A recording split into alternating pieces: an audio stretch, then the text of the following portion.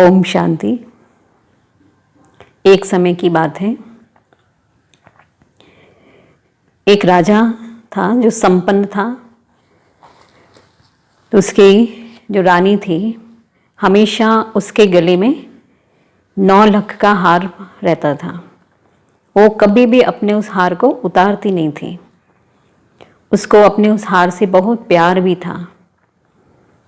उसको डर था कि कहीं उतार दूं और फिर हार खो ना जाए। और एक रात को क्या हुआ कि रानी जब सोई हुई थी, तो जब वो उठी, उसकी आंख खुली, तो जैसे उसकी एक आदत थी, आंख खुलते ही वो पहले उसका हाथ अपने गले पर जाता था और वो हार को देखती थी।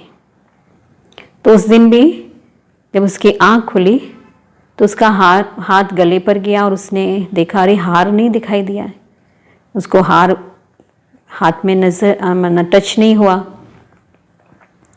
तो वो एक अचानक से बहुत व्याकुल हो गई कि मेरा हार गुम हो गया, कहाँ चला गया, कौन मेरा हार को ले गया। बस वो इतना परेशान हो गई और जैसे कि सुध बुध खो गई। अब उसने शोर मचा दिया कि मेरा हार चला गया, मेरा हार गुम हो गया। उसने अपनी सभी दासियों को बुलाया, इकट्ठा किया, मेरा हार नहीं मिल रहा है, मेरा हार नहीं मिल रहा है। तो सभी उसके हार को ढूंढने लगे कि कहाँ गुम हो गया, कहाँ गुम हो गया। राजा भी ये बात सुन करके वो भी सब देखने लगा, व्याकुल हो गए, सभी बेचैन हो गए कि आखिर रानी का हार कहाँ गुम हो गया। तो चारों तरफ ये आवाज़ फैल गई कि रानी जी का हार गुम हो गया है। तभी थोड़ी देर बाद ही उसी रानी की एक बूढ़ी दासी थी, बहुत पुरानी अनुभवी। तो वो आई रानी के पास धीरे धीरे और उसने कहा, रानी जी थोड़ा धीरज रखो, क्या बात हुई, क्यों आप इतने परेशान हो, बेचैन हो। तो रानी ने कहा कि मेरा हार गुम हो गया, 9 लाख का हार था, नहीं मिल रहा है। कहाँ रखा था हार, उसने पूछा। नहीं, मैं तो अपना हार कभी उतारती नहीं हूँ, मेरा हार हमेशा मेरे गले में रहता था, लेकिन अभी वो मेरा हार मेरे गले में नहीं दिखाई दे रहा है, तो वो कहाँ गुम हो गया। तो उस बूढ़ी अनुभवी दासी ने रानी जी को ध्यान से देखा कि गले में जैसे कहा, तो उसने गले की तरफ ध्यान से देखा तो हार उसको गले के में दिखाई तो दिया, लेकिन पूरा हार गले के सामने की तरफ लटकता हुआ नहीं दिखाई दिया था। तभी भी उसने देखा कि गले में दिखाई तो दे रहा है कुछ। तो उसने देखा और जैसे गौर से देखा तो देखा कि वो हार जो जैसे रात को वो सोई थी, तो हार वो पीछे की तरफ हो गया था और केवल वो गले में थोड़ा सा वो दिख रहा था। तो बूढ़ी दासी को तो दिखाई दे गया। अब वो उसी लिए वो तुरंत हंसने लगी कि, तो रानी को गुस्सा आया, अरे मेरा हार गुम हो गया और आप हंस रहे हो। तो बूढ़ी दासी ने कहा कि रानी जी, आप अपने आईने में देखो, आईने में तो चलो चल कर देखो। तो जैसे ही रानी आईने के सामने खड़ी हुई तो उसको भी गले में वो हार थोड़ा दिखाई नज़र आया।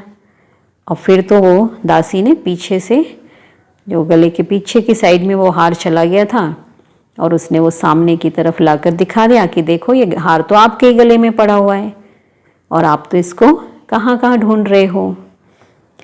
तो रानी को क्या हुआ, बहुत ही शांति मिली, खुशी मिली कि हाँ, मेरा गुम हुआ हार तो मेरे ही पास था और मैं तो कहाँ कहाँ ढूंढ रही थी। अब इस कहानी का आध्यात्मिक भाव क्या है? इस कहानी का आध्यात्मिक भाव ये है कि हम आत्माओं के अंदर भी जो शांति की शक्ति है, शांति सबसे बड़ा गुण है और ये शांति की ज़रूरत आज सबको है। और सभी इंसान, सभी आत्माएं आज शांति को ढूंढ रहे हैं, बाहर ढूंढ रहे हैं। कोई कह रहा है कि शांति जंगल में मिलेगी, तो कोई सोच रहे हैं घर बार अशांति का कारण है, घर बार को छोड़ो, फिर घर से निकल के चले जाओ, साधनाएं करो, जंगल में पहुंचो तो वहाँ शांति मिलेगी। तो कोई कुछ कहीं ढूंढ रहा है तो कोई कहीं ढूंढ रहा है, लेकिन मालूम नहीं है कि शांति तो मुझ आत्मा का ही असली गुण है, शांति तो मुझ आत्मा का ही स्वधर्म है। तो यही परमात्मा ने भी आकर हमें बताया कि बच्चे तुम कहाँ कहाँ शांति को ढूंढ रहे हो, शांति बाहर नहीं है, शांति तो आपके ही अंदर है। इसलिए हमें भी ज्ञान के दर्पण में अपने आप को देखना है। अपने को देखना मतलब स्वयं को देखना कि मैं शरीर से अलग आत्मा हूँ और आत्मा का ही स्वधर्म शांति है। तो जब हम अपने आप को जानते हैं कि मैं आत्मा हूँ तो शांति की शक्ति हमारे अंदर बढ़ने लगती है, शांति का गुण हमारे अंदर आने लगता है और इसको कहीं बाहर खोजने की ज़रूरत नहीं है। ये हमारे ही अपनी चीज़ है और हमारे ही अंदर है, बस इसको हमें पहचानना है। ओम शांति।